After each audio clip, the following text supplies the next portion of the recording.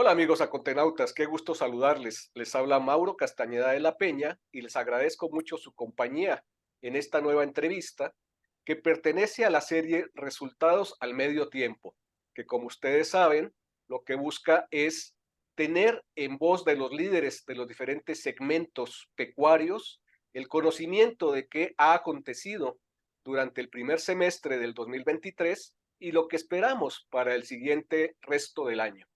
Y en esta ocasión vamos a tocar un sector muy importante, que es la avicultura.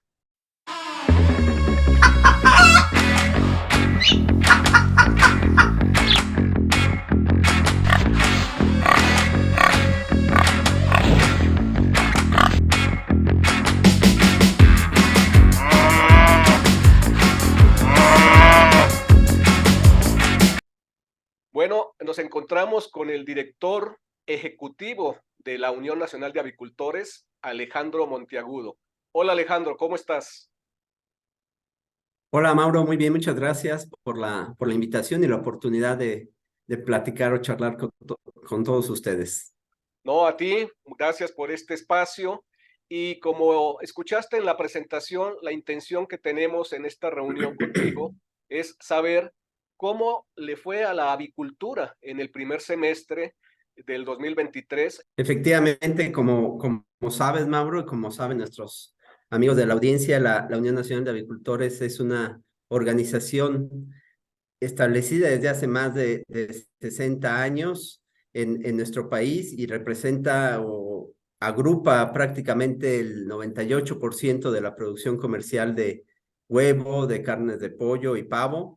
Y en ese sentido nos enorgullecemos de la contribución que hacemos no solo en términos económicos, que por supuesto es importante, sino también a la nutrición adecuada, oportuna y suficiente al ser la proteína animal de mayor consumo en nuestro país.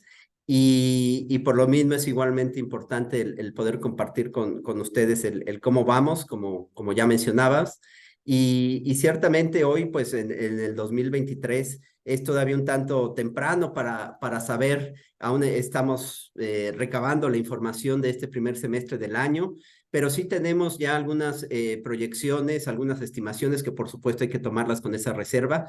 Dependerá de cómo se dé las cosas o la situación en el segundo semestre, que estas cifras podrán variar, pero esperamos que sea un año interesante, un año positivo para el sector con crecimiento tanto en lo que es el consumo de huevo como de pollo. En el caso de huevo esperamos un crecimiento de aproximadamente un 1% respecto al 2022. En el caso de pollo, de aproximadamente un 3%.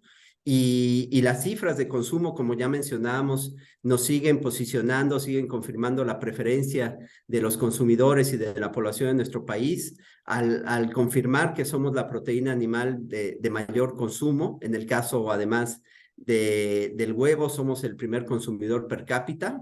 En este año estaremos rondando, superando incluso ya los 23 kilogramos per cápita, lo cual nos habla precisamente de esta preferencia por parte del consumidor. Y en el caso del pollo, el 34, aproximadamente 34 kilos, un poco más de 34 per cápita. Insisto, son cifras preliminares, hay que tomarlas con esa reserva, pero sí hay elementos para creer que será un año en el que seguiremos consolidando esa preferencia para el sector. GMBD es para la salud intestinal. Es un aditivo prebiótico y complementario para uso en la alimentación animal. Tiene efectos positivos sobre la morfología e integridad intestinal, movimiento intestinal óptimo que evita el fenómeno de tránsito rápido, promueve la monocompetencia local y sistémica y una mejor absorción de nutrientes. Cuando los cuidas con Despo, se nota. Ese horizonte que se ve soleado, se ve bonito, pues no deja de haber nubarrones, hay que tocarlos y hay que hablar de ellos. Por ejemplo, del maíz, muy importante, o sea, todos asociamos a las aves, a la gallina con el maíz. Entonces, pues ha sido una situación entre, pues, política, de tipo, como dijéramos, salud, el famoso maíz transgénico. Y particularmente, yo sé que tú tienes una formación importante en temas biotecnológicos, pues te la voy a formular así muy directa la pregunta. O sea, ¿el maíz transgénico tiene algún efecto en las aves, un efecto negativo, detrimental, cuando se utiliza en la nutrición de las aves? En lo absoluto, y te agradezco la pregunta, Mauro, porque nos da oportunidad de tocar uno de los grandes mitos en torno al consumo de maíz transgénico. Vale precisar que, como tú ya bien mencionabas, y por supuesto lo reitero, lo que representa el maíz en general para el consumo pecuario en nuestro país y por supuesto nuestro sector no es la excepción, es una de las principales fuentes de alimentación, es una de las principales fuentes de energía para las aves. De ahí la importancia que para nuestro sector tiene el acceso igualmente oportuno a un maíz de calidad para igualmente seguir produciendo estos productos tan importantes en términos nutrimentales, como ya decíamos, para nuestra población. Y vale decir y destacar, recalcar, enfatizar, Mauro, y amigos que nos escuchan, que no existe al día de hoy evidencias que permita aseverar, afirmar que el consumo de productos biotecnológicos, no solo de maíz o de la soya, que como sabemos también es un importante insumo para nuestro sector y en general para el sector pecuario y para evidentemente el sector de los alimentos balanceados, el consumo de las pastas de soya y de otros productos derivados de la misma, no representa su consumo, no solo para el humano, sino para el animal, no representa riesgo alguno. Y esto está sustentado por múltiple evidencia científica que se ha venido generando, que se ha venido documentando por organismos internacionales competentes en el tema, como la Organización Mundial de la Salud, la Organización de las Naciones Unidas para la Agricultura y la Alimentación, la FAO, el Codex Alimentarius, que es el organismo internacional conjunto de estos dos organismos que acabamos de mencionar, y que en este organismo especializado llamado Codex Alimentarius, que se dedica exclusivamente a los temas de inocuidad alimentaria, ya han constatado, han discutido en numerosas ocasiones, llegando a la misma conclusión de que el consumo de estos productos derivados de la biotecnología agrícola moderna no representan riesgo alguno para la salud humana o para la salud animal.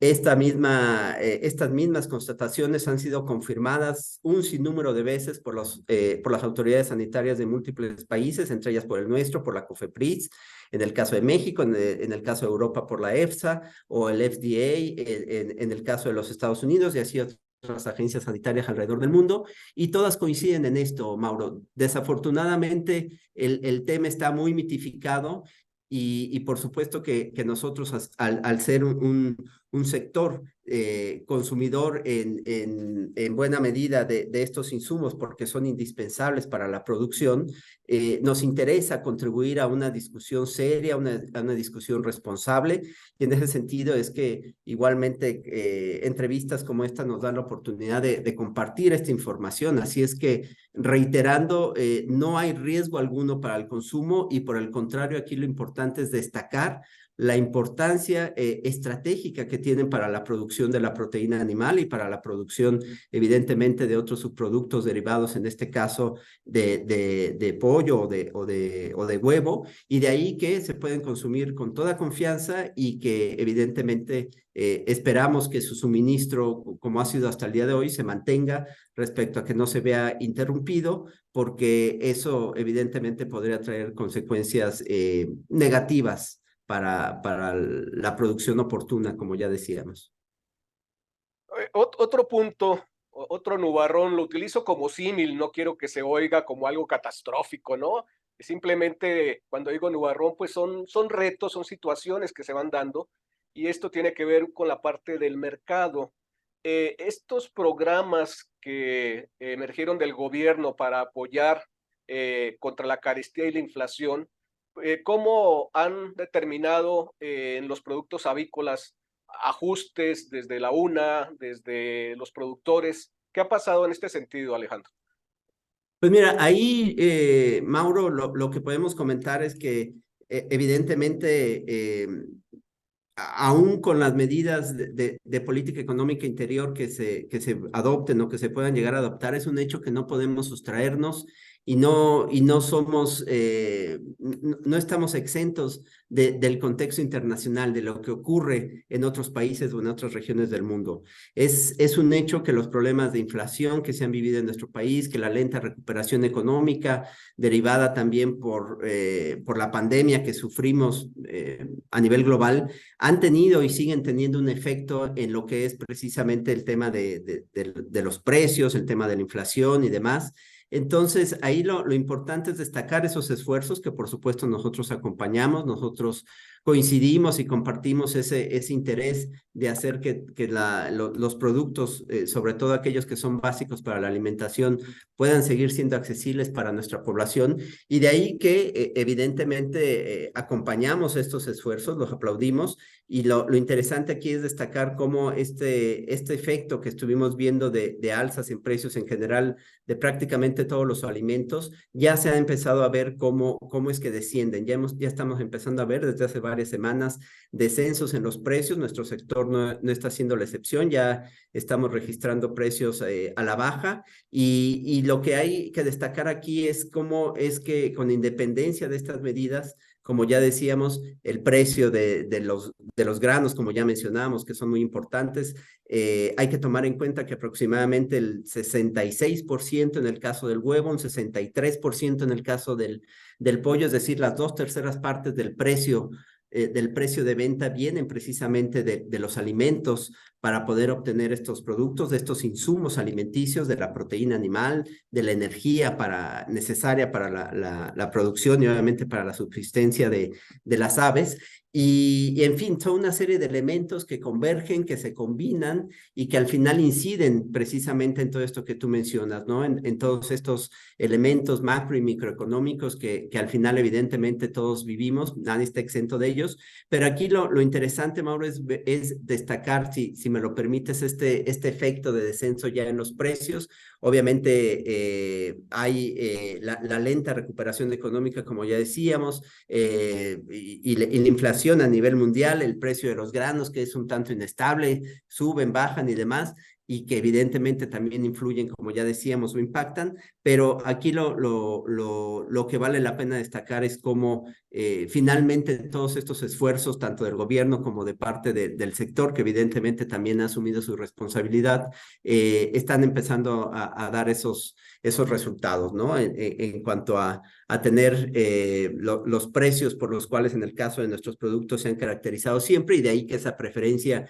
que no es coincidencia, ¿no? Él también es una proteína de la más alta calidad y accesible para la población, además de la versatilidad en su preparación en distintos platillos y formas, ¿no? Preocupa un poco la parte, Alejandro, de las importaciones que se han hecho, pues precisamente dentro de estos programas para controlar el incremento en el precio, de países que tal vez su estatus sanitario no es el que da más tranquilidad. ¿Cómo ha visto la UNA estas acciones? Evidentemente, eso es un tema de gran interés para nuestro sector y como tú bien mencionas, creo que de interés para toda la población. Dice la Organización de Naciones Unidas para la Agricultura y la Alimentación en un concepto que me parece que es muy atinado precisamente a propósito de la pregunta que formulas: alimento que no es inocuo no es alimento. En ese sentido, el compromiso de nuestro sector, como ya decíamos, no es solo una producción oportuna, sino una producción de calidad, una producción que le dé al consumidor esa tranquilidad, esa garantía de que aquello que está llevando a su mesa, de que aquello que está compartiendo con su familia, es un producto no solo que le va a nutrir, sino que además evidentemente está exento de cualquier afectación sanitaria. Ese es, por supuesto, un compromiso de todos los días de nuestro sector y por el cual trabajamos incansablemente. De ahí que el saber que puedan entrar al país productos del sector avícola que en un momento dado pudieran contribuir a diseminar alguna enfermedad, por supuesto que es algo que nos preocupa y de ahí que que hagamos este llamado, como lo hemos hecho ya abiertamente, también con la autoridad, no es algo nuevo, en el sentido de que con base en lo dispuesto por la ley federal, precisamente la Ley Federal de Sanidad Animal, su reglamento y otras disposiciones aplicables, incluso en términos de salud, de salud animal, por supuesto, se tomen las medidas conducentes, ¿no? Y que no entren al país productos que en un momento dado pudieran poner en riesgo la parvada nacional, que pudieran poner en riesgo precisamente esta producción de la cual nos podemos sentir orgullosos. Hoy México es el cuarto productor mundial de huevo. En el caso del pollo, estamos ahí entre el quinto, sexto lugar mundial, es decir, somos autosuficientes, hablando del tema de seguridad alimentaria, y que es algo que igualmente nos parece importante compartir aquí con tu auditorio. Somos autosuficientes en la producción de huevo, no necesitamos importarlo para poder satisfacer el consumo nacional. En el caso de pollo, las cifras varían aproximadamente un 13% en cuanto a importaciones, pero aquí lo interesante es esto que tú señalas. Todo esto que hoy se ha logrado y producto de mucho esfuerzo, de mucho trabajo y de ese compromiso, no queremos evidentemente exponerlo a una enfermedad que pudiera entrar precisamente por las importaciones. Nosotros confiamos en que la autoridad, como siempre, siga haciendo su trabajo de manera eficiente, pero por supuesto que también es un llamado a no bajar la guardia, y que independientemente de las cuestiones de precios, que por supuesto siempre pueden tener una incidencia al momento de decidir qué se importa, no se descuide el aspecto sanitario. ¿Por qué? Porque lo que está en riesgo es mucho. Lo que está en riesgo en términos de nuestro sector, como ya decíamos, es una parvada de aproximadamente 553 millones de aves entre postura y pollos de engorde, y se ha hecho mucho, se ha trabajado mucho conjuntamente entre autoridad y sector para poder controlar problemas, por ejemplo, como el de la influenza aviar, y por supuesto que esos logros no queremos perderlos por un tema que, si bien es cierto en principio, puede entenderse como es precisamente la importación en ciertos casos. Eso no debe ser óbice o no debe ser obstáculo para descuidar la parte sanitaria. Así es que nosotros hemos insistido mucho en eso con la autoridad. Confiamos en que nos escucha, y que no debe entrar al territorio nacional, evidentemente, productos que puedan tener esa afectación o ese impacto. Y recordar al público, estimado Mauro, que la autoridad, en ejercicio de las atribuciones que le confiere la ley, puede tomar una serie de medidas encaminadas, incluso dirigidas a impedir el acceso de estos productos cuando se ponga en riesgo, o cuando haya un riesgo de entrar con estas importaciones también, o de ingresar al territorio nacional, enfermedades que puedan tener un impacto tan significativo como pudiera ser la influenza aviar. Casi al cierre del primer semestre, en los últimos días de junio, leímos la noticia de que en Estados Unidos, USDA había autorizado la producción y comercialización de carne de pollo de laboratorio. Esta nota, ¿qué lectura le das? Es interesante lo que está ocurriendo a nivel internacional con el desarrollo de estas carnes, que a mí realmente lo primero que había que precisar, Mauro, si me lo permites, es precisamente esto. Nosotros, por supuesto, como sector, no nos oponemos al desarrollo de distintas actividades productivas, ni mucho menos, pero por supuesto que, como parte de ese compromiso y de esa responsabilidad que tenemos hacia el consumidor, hacia la sociedad que nos distingue con su preferencia, nos preocupa el tema del engaño al consumidor. Decíamos hace un momento que no nos oponemos al desarrollo de actividades económicas o productivas, pero lo que sí es muy importante aquí precisar, enfatizar o señalar es que aquello que no sea carne no debe llamarse carne, no debe ostentarse, presentarse, o estar dirigido a hacer creer al consumidor que es carne o que es huevo. La proteína animal tiene bondades y tiene ventajas que la hacen única entre otro tipo de proteínas, incluso entre la de tipo vegetal. Como sabemos, las de tipo animal son insustituibles por distintas razones que hoy sería un tanto prolijo mencionar aquí, pero en ese sentido nos parece que estamos en el umbral de una discusión muy interesante como sociedad y por supuesto con la autoridad respecto a la debida o adecuada regulación de estos productos que por supuesto si cumplen con las disposiciones sanitarias al respecto y con, y con disposiciones en tipo de información que deben de brindar al consumidor, información veraz, información objetiva, podrán venderse bajo las condiciones que la autoridad lo permita, pero aquello en lo cual sí nos parece que es importante poner orden es que aquellos productos que no cumplan con la definición científica, porque aquí a veces estas discusiones nos gana el romanticismo y nos ganan otro tipo de consideraciones, pero esta es una discusión que se debe mantener en el ámbito de lo técnico, en el ámbito de lo científico, porque lo que está en juego es mucho, Mauro. Estamos hablando no solo en sí del aspecto de informar debidamente al consumidor, que es una obligación que asumimos y que como sector avícola además lo hacemos con responsabilidad y con toda la seriedad que el tema implica. Y por supuesto es por lo mismo que exigimos esa corresponsabilidad de parte de todos esos productos que igualmente puedan llegar al mercado. Y desde ahora decir que aquello que no cumpla con las características técnicas, científicas, de aquellos que son especialistas en estos temas y conforme a la regulación que en su momento sea aplicable, no se puedan ostentar como carne. No, es distinto el tema de la inocuidad, que a lo mejor esos productos no representan riesgo para la salud. Eso es una discusión importante, por supuesto, pero que no basta para este tema.